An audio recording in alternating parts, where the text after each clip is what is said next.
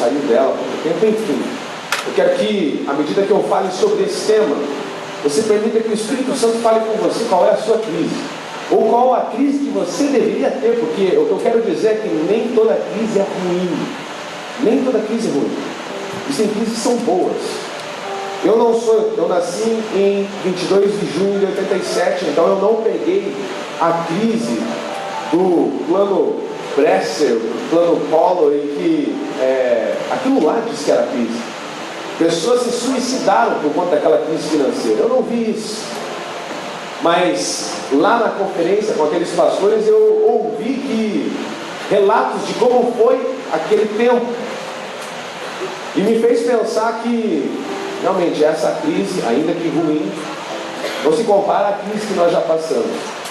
Eu imagino que, ainda que essa crise seja ruim, nós não teremos pessoas lidando com essa crise atual como lidaram com a crise daquela final de década de 80, começo da década de 90.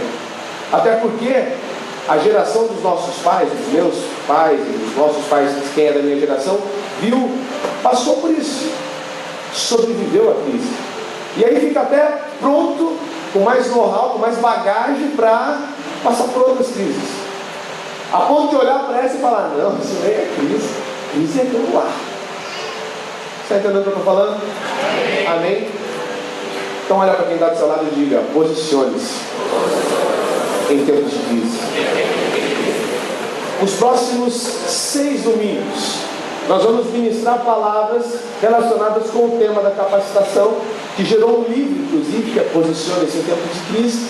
E aí tem vários temas abordados ali, e nós queremos trazê-los para os irmãos nos próximos domingos. Como eu coloquei, já estudo um pouco, as manchetes dos jornais só falam dela, na padaria se fala dela, no posto se fala dela, na escola se fala dela. Todos estão anunciando a crise. Mas nós não somos economistas. Talvez tenha algum economista entre nós, mas em geral não somos economistas, nem psicólogos, nem políticos. Mas como pastores e cristãos, nós precisamos anunciar a vontade soberana de Deus em meio a qualquer tipo de crise. Uma das coisas que o pastor Aloysio puxou a orelha dos pastores que estavam lá, sabe o que é? É que nós não temos orgulho de sermos pastores em dias de crise. Em que aspecto ele disse isso? Nós queremos, nos dias de crise, ser economistas e falar o que a economia, reproduzir o que economistas dizem. Mas você não é economista, você é pastor. Porque você vai repetir, porque você vai dar um diagnóstico que nem você não está nem preparado para falar sobre aquilo. Agora, eu quero ver um economista dar um diagnóstico espiritual sobre a crise financeira. Isso o economista não pode fazer, isso nós podemos. Pastor, eu não sou pastor, mas e daí? Você é cristão. Você tem a mesma base de fé e mesmas convicções espirituais que eu tenho. Você norteia a sua vida pelos mesmos princípios que eu. E você não pode ser encontrado entre aqueles que são céticos, entre aqueles que são ateus, entre aqueles que não têm fé, entre aqueles que não têm uma palavra espiritual para falar sobre um assunto importante, seja ele qual for. Então nós temos crises conjugais e nós queremos tratar crises conjugais, sabe como? Só conversando. Pastor, por favor, conversar para tratar crises conjugais é algo bom. Sim, nós ensinamos isso. O problema é nós darmos uma de psicólogos. Nós não estamos na fé cristã para nós sermos naturais. Se nós quisermos resolver os nossos problemas de forma natural, nós não deveríamos estar aqui. Deveríamos estar numa palestra para psicólogos. Você está entendendo o que eu estou falando? Nós temos algo que psicólogos em geral não têm, que é a fé em Cristo. Nós temos princípios, valores e experiências espirituais que pessoas naturais não têm. E nos tempos de crise conjugal, nós queremos ser como os naturais. E falar assim, problemas conjugais, você precisa ouvir mais da sua esposa. A minha esposa, nós estamos em tempos de crise, sonhando em ter o segundo filho. E aí minha esposa foi no médico, né? Contar para o médico, que nos ajudou a ter o Isaac, falando isso, né? Nós queremos ter, aí tem exames a serem feitos e tal. E ela comentou com ele que muitas coisas mudaram dentro de casa depois que teve o Isaac, cansaço, aquela quebrada toda. Quem já teve filho sabe como é que é. E ela perguntou para o médico: será que é algum problema hormonal? Será que eu tenho que fazer alguma coisa? Será que... Ele falou: não, vai para o shopping, vai para o parque mais, vai passear mais, é que você está cansado, quando tem filho é assim mesmo, fique tranquilo. Aí a Fer chegou em casa, contou isso, eu dei risada, falei: beleza, então segunda-feira que nós estamos de folga, vamos arranjar um tempinho aí de manhã, de tarde, de noite, vamos tentar ir no shopping, vamos fazer alguma coisa. Mas depois eu fiquei pensando, e eu ainda fiquei meio, né, de cara com o médico. Falei, nem para mandar fazer um exame, nem para conversar melhor sobre o assunto, né? Ele deu uma resposta assim, muito imediatista sobre o assunto. Mas a verdade é que, o que eu estou esperando de resposta dele? Ele é médico, ele tem que falar isso mesmo. Eu, como cristão, que tenho que reunir a minha família e falar: o que está acontecendo dentro de casa? Como nós estamos? Para onde nós estamos indo mesmo? O que nós estamos priorizando? O que nós deixamos de priorizar? E colocar isso à luz da palavra de Deus, e colocar isso em oração. E aí, se em oração e à luz da palavra de Deus eu perceber que nós precisamos ir mais para a parte, não, glória a Deus, então nós fazemos isso. Mas se entende, não é um diagnóstico natural. E porque nós, cristãos, queremos ser como os naturais? Nós precisamos mudar isso. O ex-presidente Lula disse algo recentemente que foi combatido até por alguns líderes cristãos que estão na mídia, que ele disse que pastor vê demônio em tudo quanto é coisa.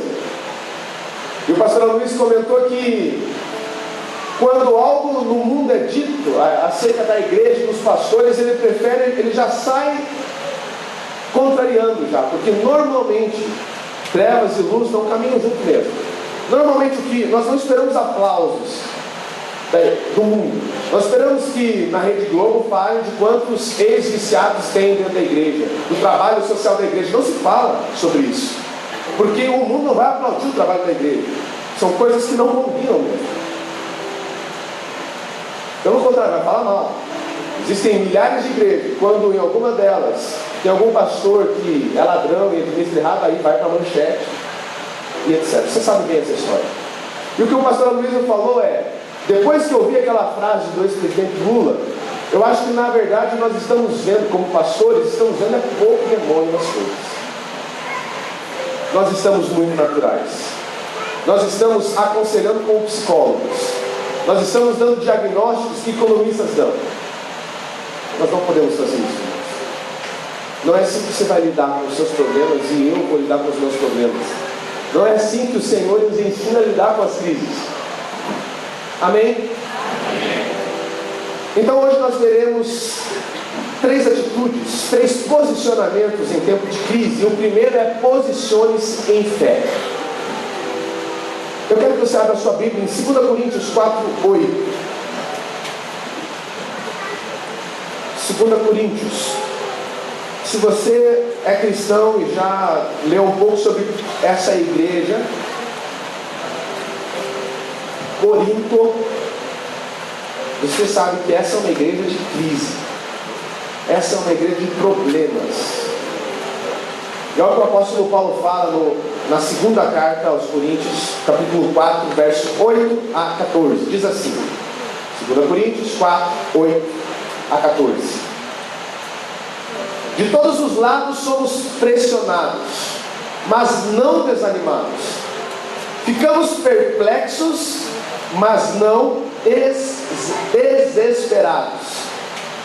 Somos perseguidos, mas não abandonados. Abatidos, mas não destruídos. Trazemos sempre em nosso corpo o morrer de Jesus, para que a vida de Jesus também seja revelada em nosso corpo. Pois nós, que estamos vivos, somos sempre entregues à morte, isso é crise, por amor a Jesus, para que a sua vida, a vida de Jesus, também se manifeste em nosso corpo mortal. Verso 12: de modo que em nós atua a morte, mas em vós a vida. Está escrito: criei, por isso falei. Com esse mesmo espírito de fé, diga espírito de fé. Só eu vou continuar. Nós também cremos e por isso falamos, porque sabemos que aquele que ressuscitou o Senhor Jesus dentre os mortos, também nos ressuscitará dentre os mortos, também nos ressuscitará com Jesus e nos apresentará com vocês. Amém? O que o apóstolo Paulo está falando é que primeiro você crê e depois você fala. Ele não está falando que você constata, você analisa e aí você emite sua opinião. Ele está falando que primeiro você crê. No que você crê? Porque falar nós falamos diariamente. Todos os dias perguntam a nossa opinião sobre alguma coisa. Você já falou o que você pensa sobre igreja? Você já falou o que você pensa sobre Deus? Você já falou o que você pensa sobre família? Você já falou o que você pensa sobre trabalho? Você já falou o que você pensa sobre essa crise financeira do país? Mas o que está sendo dito aqui, que mais importante do que o que você anda falando no primeiro momento, é o que você anda crendo, porque você deve falar aquilo que você crê. Você sabe no que você crê. O apóstolo Paulo não sentiu, nem pensou, ele não achou, ele simplesmente creu e falou que creu. E nós somos, é da psicologia nós falarmos que nós temos que avaliar as lutas e os nossos fracassos. Talvez é do empreendedorismo nós falarmos, discutirmos sobre as coisas ruins que estão acontecendo no nosso empreendimento, para que a gente possa avaliar o que está ruim e aí a gente possa dar um norte, tomar uma atitude, alguma coisa assim. Mas eu quero dizer para você que você pode fazer essas coisas, mas com o espírito de fé, não com o espírito de fracasso. Você pode fazer essas coisas não de maneira negativa, mas de uma maneira ativa, positiva. Eu não estou falando de pensamento positivo. Eu não estou falando de você ser ignorante, você simplesmente fechar os seus olhos e falar, vai dar certo. Eu não estou dizendo isso. Mas eu estou dizendo que, mesmo que com os olhos abertos, você tem uma fé. Você entende a diferença disso? Você pode estar numa crise conjugal e você enxerga essa crise conjugal. Você conversa sobre essa crise conjugal. Mas o que você fala e como você reage a essa crise conjugal tem a ver não com o que você enxergou, mas com o que você crê. Qual é o problema dos casais? Eles enxergam crises conjugais e eles agem e falam a partir do que eles veem da crise. Como médico, dá um bom diagnóstico, leva ela para o parque, vai para o shopping. Mas quando eu olho para uma situação conjugal, eu preciso falar no que eu creio. Existe algo na minha fé em relação a casamento, em relação à família, em relação à vida conjugal? Porque é isso que deve ser manifestado dentro da minha casa, é isso que deve ser combatido na minha mente, declarado, confessado na minha mente, e é isso que vai me dar um norte, uma direção. Porque se for o contrário disso, por que você se converteu, irmão? Se não for assim, você tem uma fé para quê? Para dizer que você é crente? Para que é bom ter uma religião. O importante é ter uma religião. Por causa disso, a religião é uma porcaria, uma droga. O apóstolo Paulo fala disso. Jesus Cristo veio para combater os religiosos. Nós não nos apegamos à religiosidade. Eu não estou falando de você ter fé religiosa. Eu estou falando de você ter convicções espirituais. E as suas convicções espirituais determinam o diagnóstico da crise que você está passando. Não pessoas naturais, não psicólogos, médicos, terapeutas, economistas, etc. Não o que a sua esposa diz, não o que o seu marido diz, não o que o seu filho acha, não o que você sentiu. Diante de crise, nós precisamos nos posicionar em fé. A crise existe para quê? Para mostrar a sua fé. A crise para nós como cristãos existe para isso. No dia da crise, Jesus olhou para aqueles que estavam seguindo a Ele e falou assim: não tem lugar para dormir não. Não tem travesseiro para colocar a cabeça. É difícil me seguir. Vai ter crise, viu? Tem que carregar a cruz para andar comigo. Para ser meu discípulo, não tem berço esplêndido, não tem sombra e água fresca. Simplesmente é meu discípulo. Em alguns momentos vai ter bonança, mas em alguns momentos vai ter luto. Em alguns momentos vai ser o céu na terra. Em alguns momentos você vai querer fugir, porque estão querendo matar você. Quando ele anunciou a crise, sabe o que aconteceu? Muitos saíram. Muitos correram. Porque crises fazem isso. Crises, elas expõem no que você acredita. E se você não acredita em muita coisa, a crise expõe você. E se você acredita, mas aquilo não é uma convicção, não é uma certeza, é só uma conveniência. Ah não, é bom eu crer, né? Alguma coisa eu creio em Jesus, essa história aí, cristianismo, bacana. É bom ensinar esses princípios cristãos, morais, éticos para os nossos filhos. Você está entendendo o que eu estou falando? Amém. O grande segredo para vencer as crises é nós temos uma revelação do amor de Deus. E por que eu digo isso? Porque no dia da crise, se você tem revelação do amor de Deus, você sabe que você não vai morrer na crise. As coisas não vão acabar para você na crise. Ainda quando fecha o seu negócio nos dias de crise, a sua vida não necessariamente precisa acabar. Quando você se mete a fazer algo, entendendo que aquilo é da vontade de Deus, e aquele algo dá errado, você não precisa cortar os seus pulsos e dizer: acabou para mim, Deus não existe, Deus não me ama, Deus me enganou, fui traído por Deus pela minha fé. Você não precisa dizer essas coisas. Você pode recolher os cacos, digamos assim, da sua alma ferida, e você pode colocar diante de Deus e falar: Deus, qual que é o nosso próximo entendimento agora? Porque agora eu já tenho know-how já. Eu já tenho bagagem agora. Eu já fiz e vi coisas que não deram certo, e agora eu estou pronto para prosperar. Amém. Amém. Isso é você ter um posicionamento de fé em meio a uma crise. Você pode se meter num relacionamento, você que é solteiro, entendendo que esse relacionamento era para ser de acordo com a vontade de Deus. Foi Deus que me deu esse homem ou essa mulher. E aí, o seu namoro dá errado, e você tem uma grande frustração emocional. Isso acontece hoje em dia, sim ou não? Crise.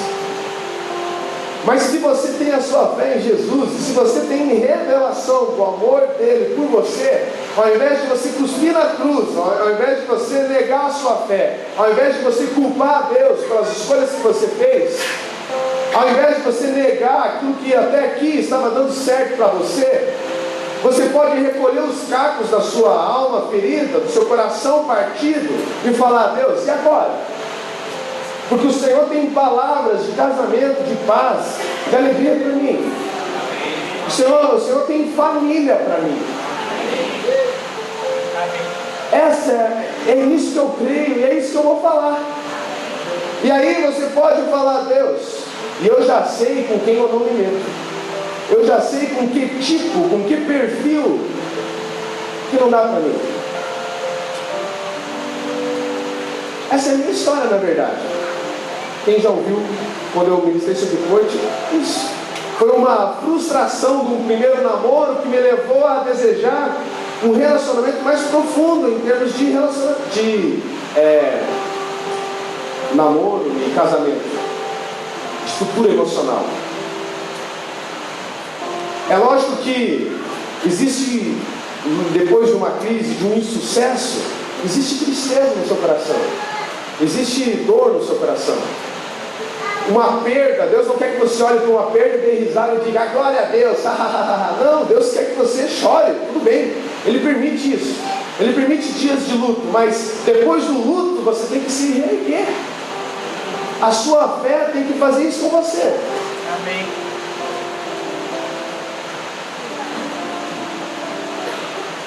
Quando você tem revelação do amor de Deus, você sabe que ainda que eu passe pelo vale da sombra e da morte, eu não temerei mal nenhum. Você entende isso? Amém. Você compreende o amor de Deus? Amém. Ou na primeira crise você já pega a pedra e fala, foi você, Deus. Como você permitiu isso? Uma das coisas que nós temos por defeito na cultura brasileira é essa visão de que o amor de mãe é o que vale, é o mais profundo, é o mais forte, e o amor de pai é um amor errado. Mas sabe o que essa visão de que o amor de mãe é o que mais vale, é o mais importante? Produz um monte de gente que não pode ter crise, porque é esse o amor de mãe. O amor de mãe é, se o filho chora, você já ajuda. Se o filho cai, você se joga junto para ele cair pelo menos nos seus braços. E o pai, qual é o amor do pai? Se vê o filho caindo, ele dá risada do filho e fala, vai lá moleque, levanta para cair de novo. Eu conheço alguns pais que têm esse amor exalado. O amor do pai é não fazer crise em cima da crise do filho. Por quê? Porque é normal, você se prepara o filho para crises. Mas não, na nossa sociedade esse amor é errado. Mãe ama muito mais do que pai. A consequência desse ensino, que todo ensino produz uma prática, todo ensino produz um estilo de vida, produz um comportamento. Qual é o comportamento que se produziu na nossa sociedade? De não me toque, de não posso ter crise, de supersensibilidade. Existem pessoas que são abusadas, pessoas que são maltratadas, existem pessoas que perdem entes. Esses dias eu estava ministrando uma aula na igreja, aqui no Cursão, e nós falamos sobre corpo, alma e espírito, você lidar com a sua alma, com os seus pensamentos, com os seus sentimentos, com as suas vontades. Nós falamos isso em relação à enfermidade. Enfermidade, problemas de enfermidade é algo que é uma crise que abala, afeta muitos. E abala por quê? Porque no meio de uma enfermidade você fala, ei, mas o Senhor não disse que ia me curar? Ei, mas peraí, o senhor tem que fazer, o Senhor já não fez? E enquanto a cura não se manifesta, alguns até manifestam a sua fé declarando, eu vou ser curado, eu vou ser curado. Ou, meu parente vai ser curado.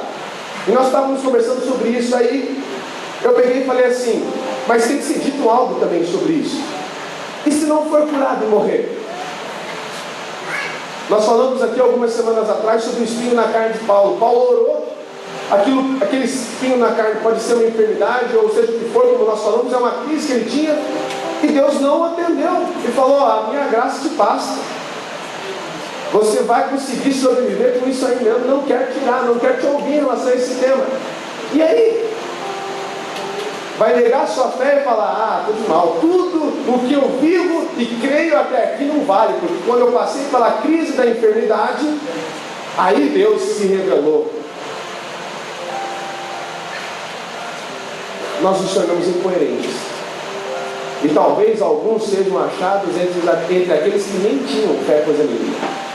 Estavam na fé do conveniência. Era bonzinho, estava dando tudo certo. As coisas estavam acontecendo. Quando você tem revelação do amor de Deus, os sonhos de Deus vêm para dentro de você.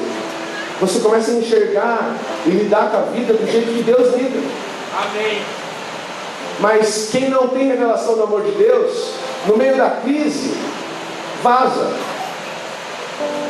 E antes que a crise chegue, ele está ali porque ele não está impactado com os sonhos de Deus. É porque ele tem um monte de sonho pessoal, particular, privado, sonhos do coração dele desde a infância dele ou dela. E é conveniente estar naquele ambiente seguro da religião e da fé para você ir criando seus filhos, suas filhas, lidando com o seu casamento, enquanto você está correndo atrás do seu sonho. Se você é assim, só tem seus sonhos e não tem sonhos de Deus, você não conhece o amor de Deus. Porque quem conhece o amor de Deus começa a entrar, faz questão de se engajar nos sonhos de Deus. E se você não conhece o amor de Deus, no dia da crise, talvez você pule fora. Não estou falando pular fora da igreja, eu estou pular fora da fé mesmo. Você pegar a sua fé, colocar numa gaveta e falar: vou viver os meus dias do meu jeito, não está dando certo. Olha o que diz Colossenses 4:6.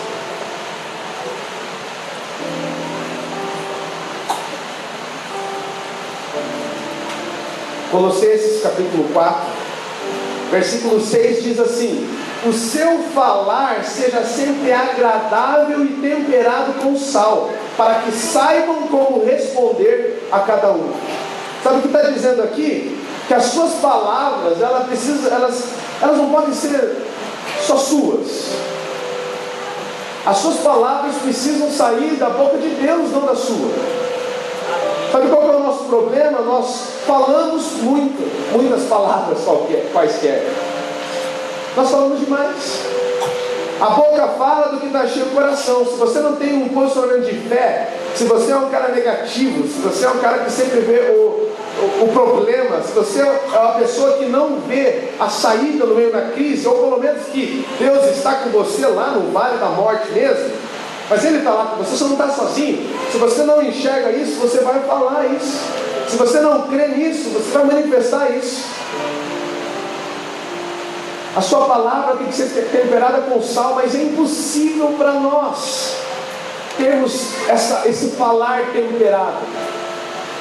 Então o que nós temos que fazer é andar no Espírito, viver no Espírito, deixar que o Senhor viva, ou manifestar a nossa fé num nível superior a nós mesmos. Amém. Existem pessoas que têm a sua fé, mas elas não expressam a sua fé, elas não são parecidas com a sua fé.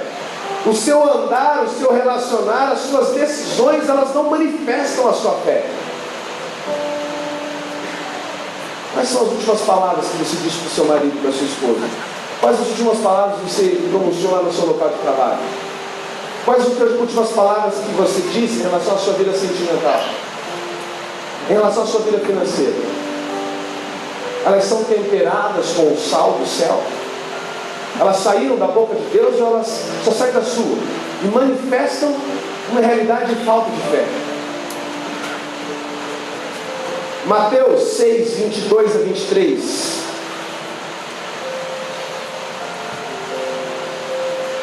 Mateus 6, 22 a 23 diz assim: os olhos são a candeia do corpo.